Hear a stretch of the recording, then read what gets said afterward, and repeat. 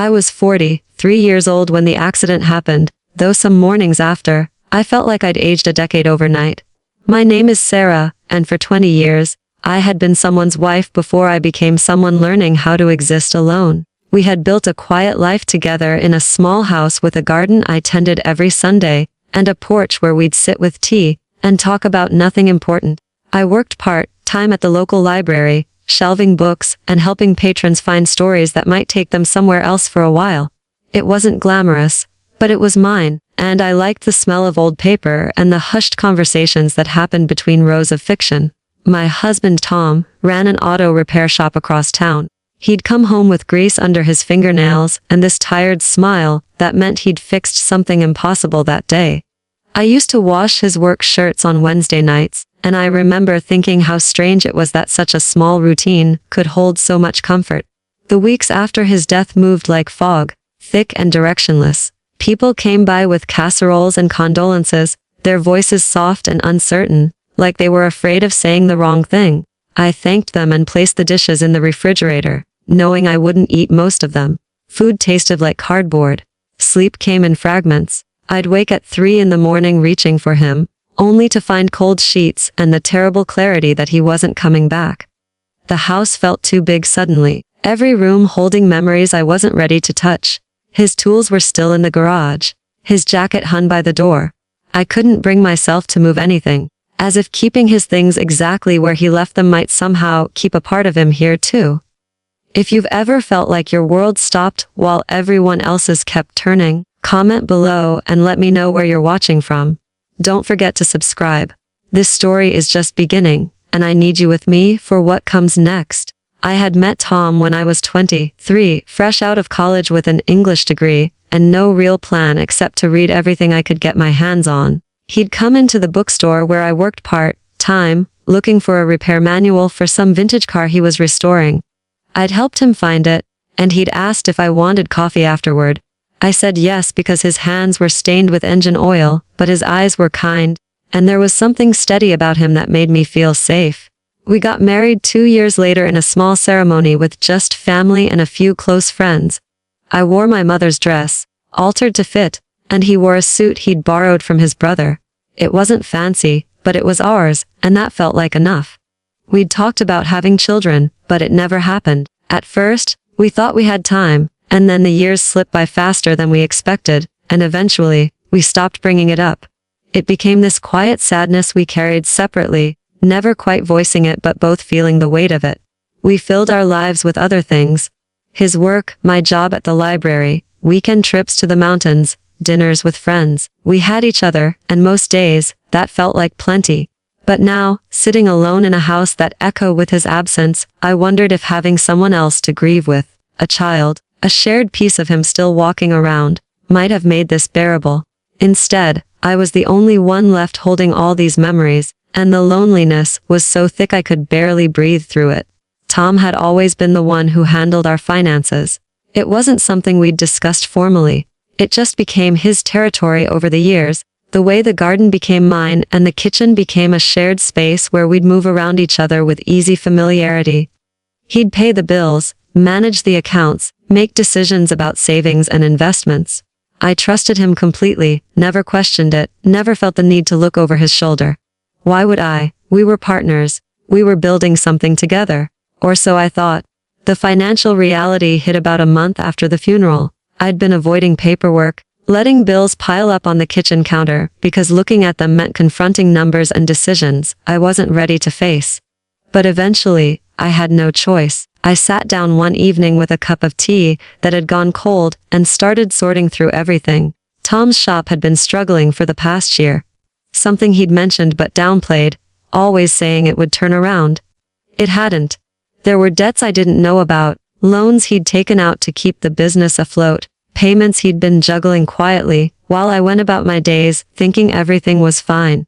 The life insurance policy we'd set up years ago had lapsed, because he'd missed payments trying to save the shop. I stared at the documents spread across the table, and felt something crack inside me. He'd been drowning, and I hadn't noticed.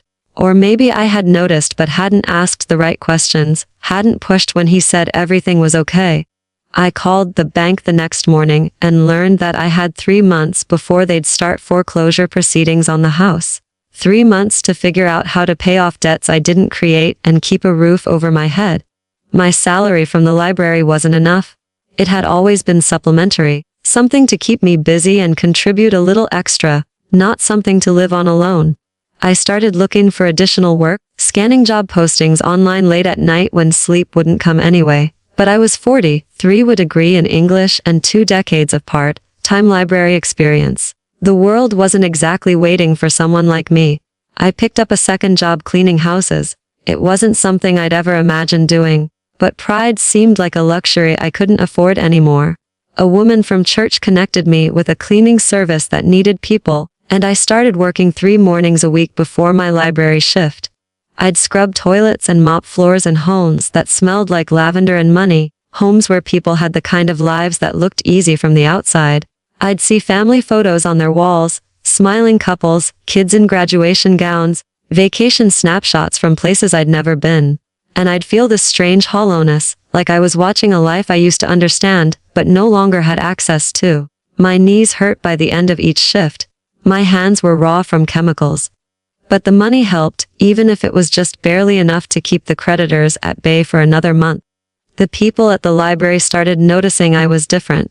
I'd always been the cheerful one, the person who remembered everyone's favorite genres and asked about their families, but now I moved through my shifts quietly, mechanically shelving books and checking out returns without swell talk I used to enjoy. My supervisor, Linda, pulled me aside one afternoon and asked if I was okay. I told her I was fine, just tired, and she gave me this look that said she didn't believe me but wasn't going to push. I appreciated that. I didn't have the energy to explain that I was falling apart in slow motion. That every day felt like I was trying to hold water in my hands and watching it slip through no matter how tightly I gripped. There were moments when the anger came, sudden and sharp like a knife I didn't see coming. I'd be folding laundry or washing dishes, and suddenly I'd be furious. At Tom for dying, for keeping secrets, for leaving me with this mess. At myself for not seeing it, for not being more involved in our finances, for assuming we had more time. At the universe for being so randomly cruel. For taking someone who was just driving home from work on a rainy Tuesday night and making that the end of everything. The anger scared me because it felt too big to control, so I'd push it down and keep moving, keep working, keep pretending I was managing. I started having panic attacks. They'd come without warning.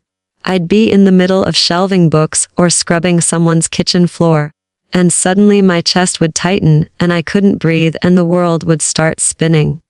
The first time it happened, I thought I was having a heart attack. I sat down in the library break room, convinced I was dying, until Linda found me and helped me breathe through it.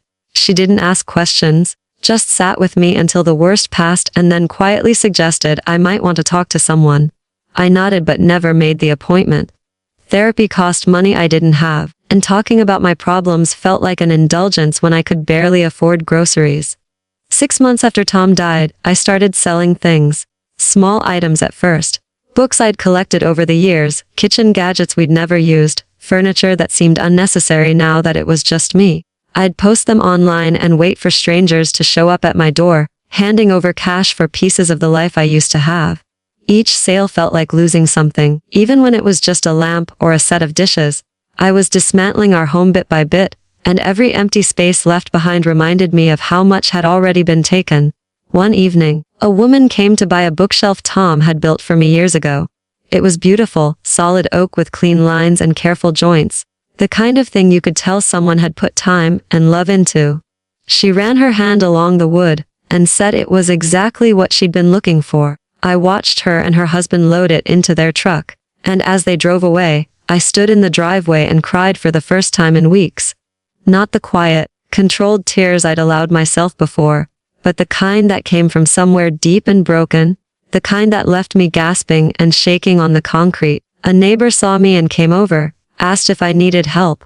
I shook my head and went inside, closing the door on her concern and the pity I could see in her eyes. Winter came early that year, and with it, a coldness I felt in my bones that had nothing to do with temperature.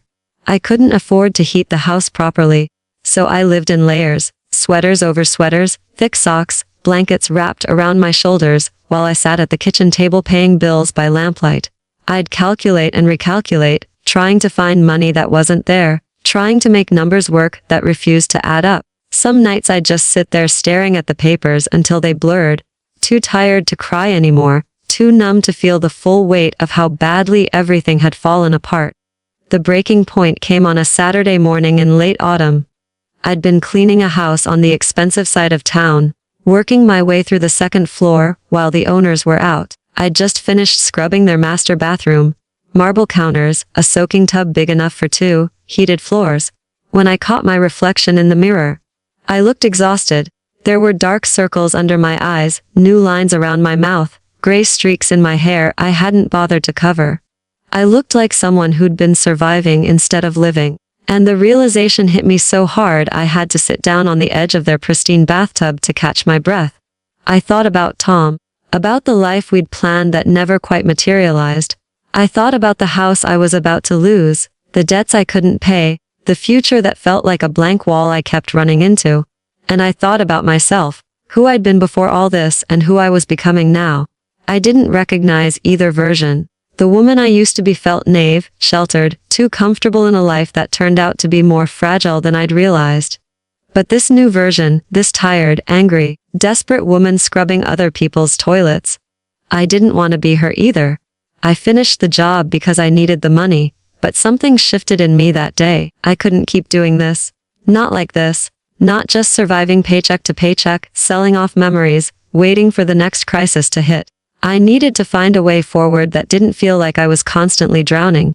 I needed to stop reacting to what life threw at me and start making choices, even small ones, even if they scared me. That night, I sat down with my laptop and started looking at my options with clear eyes for the first time since Tom died. I made a list, actual pen and paper, the old-fashioned way, of everything I had and everything I owed. The numbers were grim, but seeing them laid out gave me something concrete to work with instead of the vague, overwhelming panic I'd been carrying. I looked at job postings again, but this time, I also looked at training programs, community college courses, anything that might give me better options than cleaning houses until my body gave out. I found a program for people wanting to get into medical coding, working from home, processing healthcare claims and records. It wasn't exciting, but it was stable, paid decently, and only required a 6-month certificate program. I could do the coursework online at night after my other jobs. It would be brutal, but it was a path forward, a way to build something instead of just barely holding on. I registered for the program that night, using money I'd been saving for next month's mortgage payment, and telling myself this was an investment, not another mistake. The next few months were the hardest of my life. I'd wake at 5 in the morning, my body protesting before my feet even hit the floor. I'd work the cleaning job until noon, my back aching from bending and scrubbing, my hands cracked and bleeding from the chemicals no matter how much lotion I used. Then I'd rush to the library for the afternoon shift, forcing myself to smile at patrons and answer questions about book recommendations when all I wanted was to close my eyes for 5 minutes. After work, I'd come home to my cold house, make something quick to eat, usually toast or canned soup, things that required minimal effort, and then sit down at my computer to study. I'd work through lessons on medical terminology, coding systems, insurance regulations. My eyes would blur. My head would pound. Some nights I'd fall asleep right there at the desk, waking up at 2 in the morning with my face pressed against my keyboard and my neck stiff from the awkward angle. There were moments I wanted to quit. Nights when I'd stare at my computer screen and wonder what I was even doing, if any of this would actually make a difference, or if I was just delaying the inevitable collapse. I'd think about Tom and feel angry all over again, angry that he'd left me, angry that he'd kept secrets, angry that I had to figure all of this out alone. But then I'd remember his hands building that bookshelf, the care he put into everything he touched, and I'd realize that he'd been trying too. We'd both been trying to build something good, and the fact that it fell apart didn't mean the trying hadn't mattered. I had to let the house go. That decision came 3 months into my certificate program, when I finally accepted that I couldn't save it. The bank had been patient, but there was a limit to patience when money wasn't coming in fast enough. I spent a weekend packing up what I wanted to keep, which turned out to be less than I expected. So many things that had seemed important just looked like stuff now. decorations, extra furniture, dishes we'd received as wedding gifts but never really liked. I kept the essentials, a few photos, Tom's watch, and the quilt his mother had made us. Everything else got sold or donated. I moved into a small apartment on the other side of town. It was a studio with thin walls and a window that looked out at a parking lot, nothing like the home Tom and I had made together. The first night there, I sat on the floor eating takeout from a paper container because I hadn't unpacked my dishes yet. The apartment was silent except for the sound of traffic outside and someone's television playing through the wall. I looked around at the boxes stacked in the corner, at the unfamiliar walls and the strange shadows cast by the single overhead light, and I felt something I hadn't felt in a long time. A tiny spark of something that might have been pride. I'd made a decision. I'd taken action. I hadn't just let life happen to me. The certificate program consumed my life for the next 3 months. I studied during every spare moment, on my lunch breaks at the library, during the bus ride to and from cleaning jobs, late into the night when the rest of the world was sleeping. I'd quiz myself on medical codes and insurance procedures, making flashcards and taping them to my bathroom mirror so I could study while brushing my teeth. I joined online study groups where people from all over the country were working toward the same goal, and there was something comforting about knowing I wasn't alone in this struggle. We'd encourage each other through the difficult modules, share tips for remembering complex information, celebrate small victories when someone passed a practice exam. I finished the certification program in April, 7 months after I started. The final exam was scheduled for a Saturday morning, and I was so nervous I barely slept the night before. I kept running through scenarios of failure. What would I do if I didn't pass? How would I keep going? Could I afford to take it again? But when I sat down at the testing center and started working through the questions, something clicked. All those nights of studying, all those flashcards and practice exams, they'd actually worked. The information was there in my head, organized and accessible. I finished the exam with time to spare and walked out into the spring sunshine feeling lighter than I had in months. I passed. I checked the results online 3 days later, my hands shaking as I logged into the testing portal, and there it was. A passing score, high enough that I'd earned a commendation. I sat at my little desk in my studio apartment and cried, but this time the tears felt different. They were tears of relief, of exhaustion finally having a purpose, of realizing that maybe I actually could do this. Maybe I could build something new from all the broken pieces. I put together my resume and started applying for medical coding positions. Within 2 weeks, I had an interview with a medical billing company that contracted with several hospitals in the region. The interview was over the phone, which helped because I didn't have to worry about what I looked like or whether they could see how nervous I was. The interviewer asked about my background, and I was honest. Told her about working at the library, about needing to make a career change, about putting myself through the certification program while working 2 other jobs. I could hear something shift in her voice when I explained all that, a warmth that hadn't been there before. She asked me a few technical questions about coding procedures, and I answered them clearly, drawing on both my recent training and my natural attention to detail from years of library work. 2 days later, they offered me the job. The salary was more than double what I'd been making at the library and cleaning houses combined. I read the offer letter 3 times to make sure I wasn't misunderstanding, then I accepted before they could change their minds. I gave my notice at both the cleaning service and the library. Linda hugged me when I told her, said she'd known I wouldn't stay down forever, that she'd seen my strength even when I couldn't see it myself. I wasn't sure I believed that, but I appreciated her saying it. My last day at the library felt bittersweet. I'd spent so much time there, and it had been a refuge even when everything else was falling apart. But I was ready to leave, ready to try something new, ready to step into a life I'd built for myself. The medical coding job was exactly what I needed. I worked from home, which meant no more commuting, no more rushing between multiple jobs, no more scrubbing floors until my knees screamed. I set up a workspace at my small desk by the window, invested in a better chair with my first paycheck, and settled into a routine that felt almost normal. I'd wake up at a reasonable hour, make real coffee instead of instant, work through my assignments processing insurance claims and medical records. The work itself was detailed and sometimes tedious, but it required focus and precision, and I found satisfaction in doing it well. There was something meditative about it, coding each case accurately, making sure everything was documented correctly, knowing that my work was helping people get the healthcare coverage they needed. For the first time in over a year, I could pay my bills without calculating which ones to delay until next month. I could buy groceries without checking my bank account first. I could afford to turn on the heat without worrying about the electric bill. These small comforts felt like miracles. I started paying off Tom's debts bit by bit. It would take years to clear everything, but I was making progress, actual measurable progress, and that mattered more than I could express.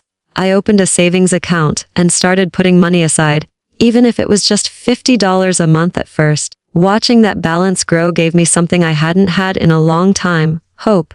I bought a small bookshelf for my apartment and started filling it with books again. Nothing fancy, just used paperbacks from thrift stores, but it felt good to have them around. I even started cooking real meals, simple things like pasta and roasted vegetables, homemade soup, stir-fries with fresh ingredients. I'd forgotten what it felt like to take care of myself, to treat my body like something worth nourishing instead of just a machine that needed to keep functioning. One Saturday afternoon, almost a year and a half after Tom died, I went to a small garden center on the edge of town. Spring was in full bloom, and I'd been thinking about plants, about having something living in my apartment besides just me. I walked through the rows of flowers and herbs, running my fingers over leaves and feeling the sun warm on my shoulders. I picked out a small rosemary plant and a pot of basil, practical things I could use for cooking. And then, on impulse, I grabbed a small rose bush with pink blooms, just starting to open, delicate and somehow hopeful. The woman at the register asked if I was starting a garden, and I said yes, even though I didn't have a yard anymore, just a tiny balcony barely big enough for a chair. But it was something, it was a start. I planted the rose bush in a large pot and set it on my balcony where it would get morning sun. I watered it carefully, checked on it every day before work, watched it adjust to its new home. When the first new bloom opened a few weeks later, deep pink and fragrant, I sat on my balcony with my coffee and felt something close to peace. Not happiness exactly. I wasn't sure I knew how to feel that yet, or if I'd ever feel it the same way I had before. But peace. A quiet sense that maybe I was going to be okay. That I'd survived something that could have destroyed me, and instead, I'd found a way to keep going. I'd found strength I never knew I had, not because I was special or particularly brave, but because I didn't have any other choice except to keep breathing, keep moving, keep trying. I started thinking about Tom differently. The anger had faded, worn down by time and exhaustion, and finally understanding that holding on to it hurt me more than anyone else. I thought about the good things now. His laugh. The way he'd hum while working on cars, how he'd kiss my forehead before leaving for work every morning. I thought about how he'd tried to protect me by handling the business struggles alone, even if that sick had made everything harder after he was gone. I understood, finally, that he'd done the best he could with what he knew, and that I was doing the same now. We'd both been imperfect people trying to build something stable in an unstable world. I kept a photo of him on my bookshelf, just one, from our 10th anniversary when we'd gone camping in the mountains. We were both sunburned and smiling, standing in front of our tent with the peaks behind us. Sometimes I'd look at it and talk to him in my head, telling him about my day or asking his opinion on something I was working through.